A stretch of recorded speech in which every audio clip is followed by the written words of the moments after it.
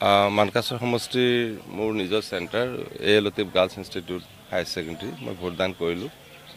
ইতিমধ্যে 400 এভাৰেজত 450 মান এভাৰেজত ভোট পল হৈছে। বাকীবিলাকতো মই দেখিছোঁ আৰু এই চেগতে এই সুযোগতে ধুবুৰীবাসী লোকসভাৰ সকলোকে মই শুভেচ্ছা জ্ঞাপন কৰিছোঁ।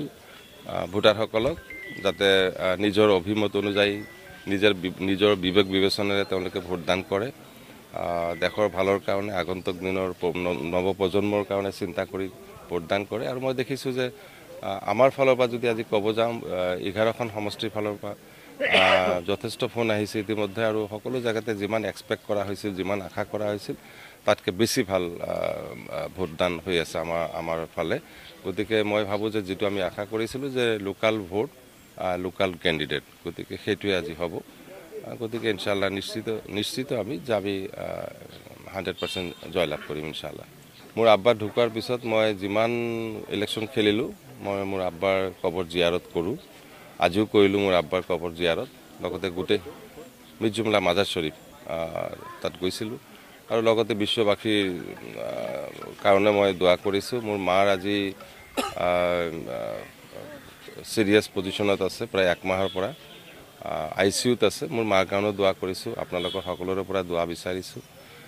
আৰু লগতে মই যিসকল ভোটাৰ আছে সকলোৰে মই নিশ্চয় তেওঁলোকৰ ওচৰত এটাই মই মেছেজ জনাম। দেখিছোঁ যে 15 দিনৰ হিন্দু মুছলিম 15 দিনৰ এইবিলাক উল্টা পুল্টা কথা, গতিকে আমি এইবিলাক গুৰুত্ব নিদিওঁ।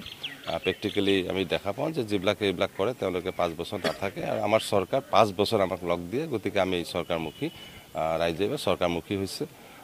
সেই ক্ষেত্ৰতো লোকাল কেণ্ডিডেট, লোকাল ভোট, এই কথাটো ৰাইজৰ ফালৰ পৰা আহিছে। গতিকে আমি নিশ্চিত, আৰু আজিৰ যিটো খবৰ পাই আছোঁ সকলো জেগাৰ পৰা, যে আমাৰ যিমানখিনি আশা কৰিছিলোঁ তাতকৈ বেছি ভোট পৰি আছে। গতিকে মই ভাবোঁ যে নিশ্চিত ইনশাআল্লাহ আমি জয়লাভ কৰিম। ধুবুৰীবাসী ৰাইজ নগাঁৱৰ মানুহক ভোট এইবাৰ নিদিব, কাৰণ নগাঁৱতো কেণ্ডিডেট আছে, তেওঁলোকে তাতে ভোট দিছে। এই দুজন ব্যক্তিটো ইয়াত ভোটো দিয়া নাই, এই দুজন ব্যক্তিটো তেওঁলোকৰ তাত ভোট দি আহিছে। গতিকে তেওঁলোকৰ ভোটৰ অধিকাৰটোতো ইয়াত নাই। গতিকে মই নিজৰ জেগাত ভোট দিছোঁ, আজি কিমান ভাল লাগি আছে, নিজৰ জেগাত ভোট দি আছোঁ, নিজৰ মানুহৰ লগত মই আছোঁ।